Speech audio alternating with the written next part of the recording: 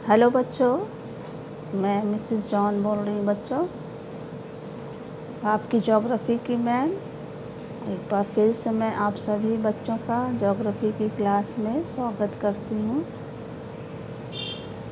बच्चों, पिछले दिनों हम लोगों ने ज्योग्राफी का सेकंड लेसन पढ़ रहे थे, जिसमें हम लोगों ने सेकंड लेसन में जो आपकी बुक है ज्योग्राफी की, पृथ्वी हमारा जीवन, इस बुक का हम लोग का सेकंड लेसन चल रहा था, जिसमें हम लोग ने कृषि के बारे में पढ़ लिया था ना। कृषि हम लोग का कंप्लीट हो गया था।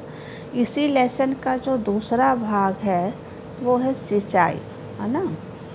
तो आज हम लोग सिंचाई के बारे में आज के, है ना, क्लास में हम लोग सिंचाई के बारे में पढ़ेंगे। ठीक है, कि सिंचाई क्या होती है ना, और भारत में सिंचाई क्यों आवश्यक है कृषि में, भारत में सिंचाई के कौन कौन से साधन हैं, तरीके हैं, है ना।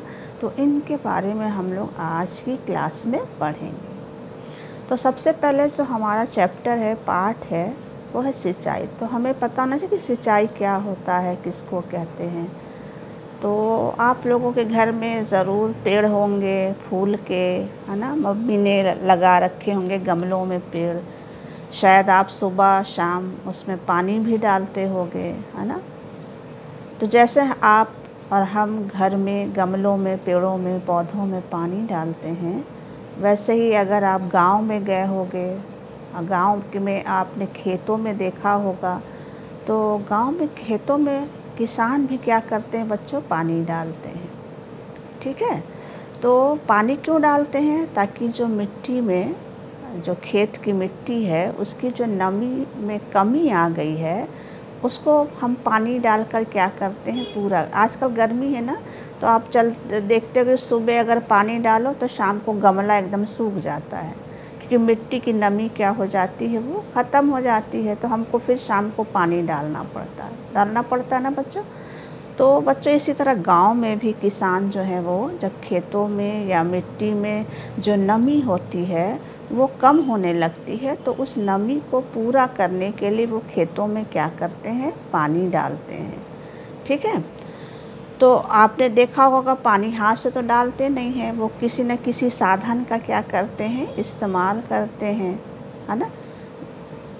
तो जिन साधनों के द्वारा किसान अपने खेतों में क्या करते हैं, पानी डालते हैं या पानी पहुंचाते हैं, है ना, उसे ही हम क्या कहते हैं बच्चों, सिंचाई कहते हैं। यानी खेतों में या जल पहुंचाना या पानी डालना, है ना, कृत्रिम साधनों या तरीकों की सहायता से, तो उसको हम क्या कहते हैं, सिंचाई कहते हैं। ठीक है, तो सिंचाई क्या है, तो सिंचाई किसको कहते हैं, तो सिंचाई का मतलब होता है कि जब खेतों में या मिट्टी में जो उपलब्ध नमी होती है उसमें कमी आने लगती है, तो उस नमी की कमी को पूरा करने के लिए किसान जो हैं वो कृत्रिम साधनों यानी तरीकों से क्या करते हैं, खेतों में जल पहुंचाते हैं। तो जब कृत्रिम साधनों से या तरीकों से खेतों में क्या किया जाए, जल पहुंचाया जाता है या पानी पहुंचाया जाता है, तो उसको हम सिंचाई कहते हैं। अगर बारिश का पानी जा रहा है खेतों में, तो उसको हम सिंचाई नहीं बोलेंगे, क्योंकि वो डायरेक्ट वर्षा का पानी क्या हो रहा है, प्राकृतिक रूप से खेतों में जा, तो उसको हम सिंचाई नहीं कहेंगे। लेकिन अगर किसान कुआं के द्वारा, है ना, ट्यूबवेल के द्वारा, नहरों के द्वारा, तालाब के द्वारा खेतों में क्या कर रहा है, पानी पहुंचा रहा, तो उसको हम क्या बोलेंगे, सिंचाई कहते हैं। तो समझ में आ गया सिंचाई क्या है। तो सिंचाई का मतलब होता है जब किसान कृत्रिम साधन से या तरीके से खेतों में क्या करता है, जल पहुंचाता है, तो उसी को हम क्या कहते हैं बच्चों, सिंचाई कहते हैं। अब चलते हैं भारत। अभी हम लोगों ने पढ़ा था पिछले कृषि में कि भारत एक कृषि प्रधान देश है, यहाँ बहुत ज़्यादा खेती होती है ना। तो खेती करने के लिए पानी भी बहुत चाहिए होता है। ठीक है, पानी, जल की आवश्यकता होती है खेतों में। लेकिन भारत में जो है वो हमेशा बारिश वगैरह जो है समय पे नहीं होती है, तो इसलिए किसानों को क्या करना पड़ता है कृत्रिम साधनों के ज़रिए अपने खेतों में क्या करना पड़ता, पानी पहुंचाना पड़ता। तो भारत में किसानों को कृषि करने के लिए सिंचाई क्यों ज़रूरी होता है, क्यों आवश्यक होता है खेतों में या कृषि में सिंचाई करना, है ना। जब बारिश हो रही है, बारिश का पानी जा रहा है, तो खेतों में सिंचाई की ज़रूरत है। क्यों किसान खेतों में सिंचाई करते हैं, तो कृषि के लिए सिंचाई क्यों आवश्यक है भारत में, तो ये हम लोग पढ़ेंगे कि क्यों सिंचाई करते हैं किसान, क्यों उनको आवश्यकता पड़ती है खेतों में सिंचाई करने की। तो खेतों में सिंचाई करने के क्यों ज़रूरी है, क्यों किसानों को ज़रूरत पड़ती है, तो इसके कई सारे क्या हैं बच्चे, कारण हैं। तो कई सारे कारण हैं जिनमें से हम लोग कुछ कारण देखेंगे, है ना। इन्हीं कारणों के कारण ही किसान को खेतों में क्या करना पड़ता, पानी पहुंचाना पड़ता या डालना पड़ता है। तो पहला कारण क्या है कि बच्चों, कि भारत की जो वर्षा है उसकी मात्रा और समय दोनों ही क्या है, अनिश्चित व असमान है। अनिश्चित का मतलब कि वर्षा का कोई समय नहीं होता है, कभी जल्दी पानी बरसने मानसून आ जाता है, कभी देर से आता है। असमान का मतलब पूरे भारत में सभी जगह एक जैसी बारिश नहीं होती, कहीं बहुत ज़्यादा बारिश आती है तो बाढ़ आने लगती है, कहीं बहुत कम होती है तो सूखा पड़ने लगता है। तो पहला कारण क्या हुआ, भारत में वर्षा की मात्रा और समय दोनों ही क्या है, अनिश्चित और असमान है ना। दूसरा कारण क्या है कि भारत में जो फसलें उगाई जाती हैं उनमें से कुछ फसलें ऐसी होती हैं जिनको उगाने के लिए सिंचाई की क्या होती है, आवश्यकता पड़ती है। बिना सिंचाई के वो फसलें नहीं उगाई जा सकती, ठीक है। फिर उसके बाद कुछ तीसरा कारण है कि कुछ फसलें ऐसी हैं भारत में जिनको बहुत पानी की ज़रूरत होती है। जैसे कौन सी फसल है जिसको बहुत पानी की ज़रूरत होती है, तो धान यानी चावल को बहुत ज़्यादा पानी की आवश्यकता होती है। जो बारिश के कारण उस पानी की पूर्ति नहीं हो पाती खेतों में, तो किसानों को क्या करना पड़ता है, धान के खेतों में सिंचाई करना पड़ता है। उसके बाद चौथा कारण क्या है कि भारत में कई ऐसे भाग ऐसे जो शुष्क हैं। शुष्क क्षेत्र मतलब जहाँ पानी बहुत कम बरसता है। तो जहाँ पानी बहुत कम बरसता है, शुष्क क्षेत्र हैं, वहाँ भी किसानों को अपनी फसलों को, है ना, बोने के लिए या उनको बचाने के लिए कि वो सूखे ना, उन्हें क्या करना पड़ता है, खेतों में सिंचाई करनी पड़ती है। तो ये 4 कारण हैं जिसके कारण ही भारत के जो किसान हैं उनको अपनी कृषि के लिए सिंचाई की क्या पड़ती है, आवश्यकता पड़ती है। अब चलते हैं आगे बच्चा अब हम लोग देखते हैं कि भारत में सिंचाई के कौन कौन से तरीके इस्तेमाल किए जाते हैं। आप अगर गांव गए होगे, आपका घर अगर गांव में होगा तो आपने देखा होगा वहाँ खेतों में सिंचाई के लिए किसान कौन से साधन इस्तेमाल करते हैं। शायद आपको एक आध साधन याद होगा, हो सकता कुआं आपने देखा होगा या तालाब देखा होगा या नहर कुछ बच्चों ने देखी होगी, जिससे या ट्यूबवेल जो बड़ा नलकूप होता है जिसको हम ट्यूबवेल बोलते हैं, है ना, जो बिजली से चलाया जाता है, पंपिंग सेट, है ना, पंपिंग सेट भी बोलते हैं उसको। तो आपने कुछ ना कुछ साधन तो गांव में ज़रूर देखा होगा सिंचाई के लिए। तो जो साधन भारत में इस्तेमाल किए जाते हैं उनमें से कुछ साधन ऐसे हैं जो बहुत पुराने हैं, बहुत पहले से इस्तेमाल हो रहे हैं, और कुछ साधन सिंचाई के ऐसे हैं भारत में जो क्या हैं, नवीन हैं, यानी नए सिंचाई के। तो कुछ प्राचीन हैं यानी पुराने साधन हैं, और कुछ क्या है बच्चों, नए साधन हैं जिनका आज भी भारत में क्या किया जाता है, सिंचाई में इस्तेमाल किया जाता है। अब चलते हैं कौन कौन से वो साधन या तरीके हैं भारत में जिनका क्या किया जाता है, इस्तेमाल किया जाता है। तो भारत में प्रयोग में आने वाले जो सिंचाई के साधन हैं उनको हम मुख्य रूप से 3 भागों में रख सकते हैं। पहला साधन क्या है बच्चों, नहरें, है ना, क्या है, नहरें। और दूसरा क्या है, कुआं और तालाब। तीसरा साधन क्या है, नलकूप। तो इन साधनों का इस्तेमाल भारत जो किया जाता है सिंचाई। लेकिन आज कुछ नई या आधुनिक सिंचाई पद्धतियों का भी इस्तेमाल किया जाने लगा है, जिनको हम आधुनिक सिंचाई पद्धति या नवीन सिंचाई पद्धति या सूक्ष्म सिंचाई पद्धति के नाम से भी जानते हैं। इनमें दो हैं।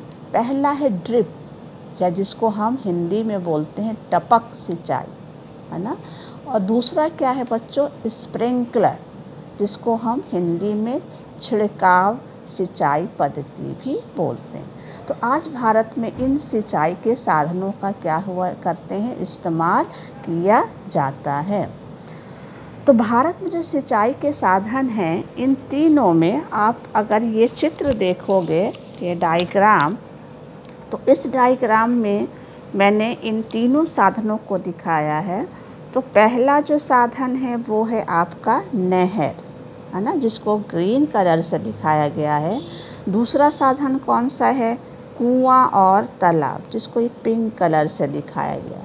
तीसरा साधन कौन सा है, वो है आपका तालाब।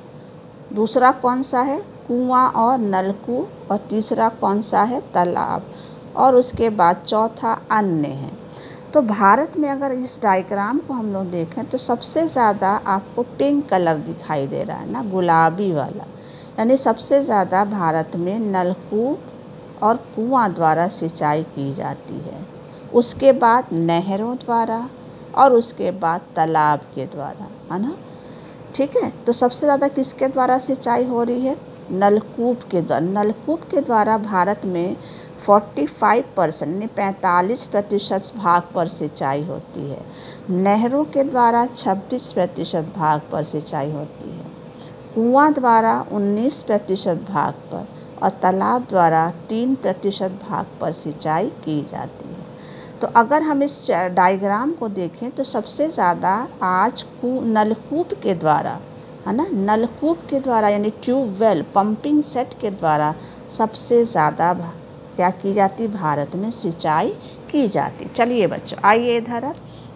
तो सबसे पहला सिंचाई का साधन है नहरें। नहरें क्या होती है बच्चों, नहरें जो हैं वो नदियों से निकाली जाती है ना। नहरें जो हैं वो नदियों से निकाली जाती हैं। ठीक है, भारत में सबसे पहले नहरों द्वारा सिंचाई की शुरुआत स्वतंत्रता प्राप्ति के बाद किया गया, जब भारत में पंचवर्षीय योजनाएं लागू की गईं। तो इन पंचवर्षीय योजनाओं में या इन पंचवर्षीय योजनाओं के द्वारा ही भारत में नदियों से नहरें बनाकर सिंचाई की सुविधा प्रदान की गई। इसलिए आज भारत में विभिन्न नदी घाटी परियोजनाएं बनाई गई हैं, यानी नदी घाटी परियोजनाएं शुरू की गई हैं, जिन पर नदियों पर बांध बनाए जाते हैं और फिर उन बांधों से नहरें निकाली गई हैं। और इन नहरों के द्वारा फिर भारत में क्या की जाती है, खेतों में सिंचाई की जाती है। कितने प्रतिशत भाग पर नहरों द्वारा सिंचाई होती है, तो 26% भाग पर भारत के नहरों द्वारा सिंचाई की जाती है। चलिए बच्चों आगे। भारत में नहरों द्वारा सिंचाई का क्षेत्र कहाँ है, सबसे ज़्यादा भारत में नहरों द्वारा सिंचाई कहाँ होती है। तो भारत में ज़्यादातर नहरों द्वारा सिंचाई उत्तर भारत में होती है। उत्तर भारत में कौन से राज्य हैं आपका, उत्तर प्रदेश, बिहार, पंजाब, हरियाणा, पश्चिमी बंगाल, असम। इन राज्यों में सबसे ज़्यादा नहरों द्वारा सिंचाई की जाती है। अगर हम मैप में देखें तो ये मैंने मैप बनाया है ना, ये है आपका उत्तर भारत। अगर हम ये कर्क रेखा बना दें तो कर्क रेखा के ऊपर का ये भाग है उत्तर भारत। तो हमने हरे कलर से, हरे रंग से ये नहरों द्वारा सिंचाई वाला क्षेत्र दिखाया है। तो इधर आपका उत्तर प्रदेश है, ये बिहार है, फिर उसके बाद पंजाब हरियाणा है, इधर आगे चलते हैं ये असम है, पश्चिमी बंगाल है।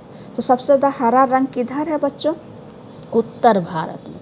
दक्षिण भारत में बहुत कम है, ये दक्षिण भारत में छोटे छोटे हरे रंग दिखाए गए हैं।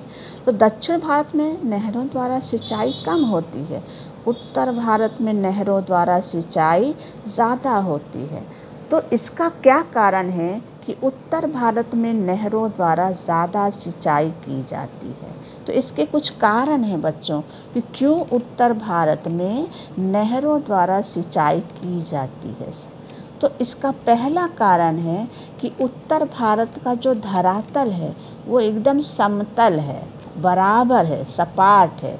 और कैसा भाग है? मैदानी भाग है ना। यानी मैदानी का मतलब एकदम समतल, एकदम मुलायम, है ना। पहाड़ों की तरह ऊंचा नीचा भाग नहीं है। तो समतल और मैदानी भाग है, इसलिए यहाँ नहरें बनाना क्या है? आसान है। दूसरा कारण क्या है कि जो ये हमारा उत्तर भारत, यहाँ गंगा, यमुना, उनकी सहायक नदियाँ, सिंधु की सहायक सतलज, व्यास, ब्रह्मपुत्र, ये सब नदियाँ जो हैं कैसी नदियाँ हैं? सदावाहनी। कैसी नदियाँ हैं? सदावाहनी नदियाँ हैं। सदावाहनी का मतलब होता है कि इनमें 12 महीने, सदा मतलब हमेशा, वाहनी मतलब इनमें प्रवाह रहता है। किसका प्रवाह? जल का प्रवाह। यानी ये नदियाँ 12 महीने जल से क्या रहती हैं? भरी रहती हैं, ये सूखती नहीं हैं, है ना। तो इसलिए भी उत्तर भारत में ज़्यादातर सिंचाई किसके द्वारा की जाती है? नहरों द्वारा। तो ये 2 कारण हैं। पहला कारण उत्तर भारत का धरातल, ज़मीन कैसी है? समतल है और मैदानी भाग है, इसलिए नहरें बनाना आसान है। और दूसरा कारण है कि उत्तर भारत की नदियाँ जो हैं वो सदावाहनी हैं। सदावाहनी मतलब साल भर पानी से भरी रहती हैं, कभी सूखती नहीं है। अब चलते हैं, दूसरा सिंचाई का साधन कौन है? कुआं और तालाब। तो कुआं और तालाब दूसरा सिंचाई का साधन। तो कुआं और तालाब ये सिंचाई का पुराना यानी सबसे प्राचीन साधन है, सबसे पुराना साधन है कुआं और तालाब। ठीक है। कुआं द्वारा सिंचाई जो है वो ज़्यादातर उत्तर भारत में भी होता है और दक्षिण भारत में भी होता है, यानी दोनों क्षेत्रों में कुआं द्वारा सिंचाई होती है। लेकिन तालाब द्वारा सबसे ज़्यादा सिंचाई जो है वो दक्षिण भारत में हो। तालाब द्वारा सिंचाई सबसे ज़्यादा कहाँ होती है बच्चों? इस दक्षिण भारत में होती है। अगर आप मैप देखो अपनी बुक का, तो इस बुक में अगर हम देखें तो ये जो पीला कलर है, ये येलो रंग, ये येलो रंग जहाँ जहाँ है ये तालाब का क्षेत्र है। तो तालाब जो है दक्षिण भारत में बहुत ज़्यादा है। तो तालाब द्वारा सबसे ज़्यादा सिंचाई कहाँ होती है बच्चों? इस दक्षिण भारत। और नहर द्वारा सबसे ज़्यादा सिंचाई कहाँ होती है? उत्तर भारत में। ठीक है। तो तालाब द्वारा सिंचाई कहाँ सबसे ज़्यादा होती है? दक्षिण भारत में। अब क्यों दक्षिण भारत में तालाब द्वारा सिंचाई होती है ज़्यादा? क्यों तालाब दक्षिण भारत का सबसे प्रचलित सिंचाई का साधन है? तो इसके भी कई कारण हैं। तो पहला कारण है कि दक्षिण के पठारी भाग में तालाब बहुत अधिक पाए जाते हैं। दक्षिण का जो पठार है यहाँ बहुत सारे क्या पाए जाते हैं? तालाब पाए जाते हैं, यानी तालाबों की संख्या यहाँ बहुत अधिक है। ठीक है।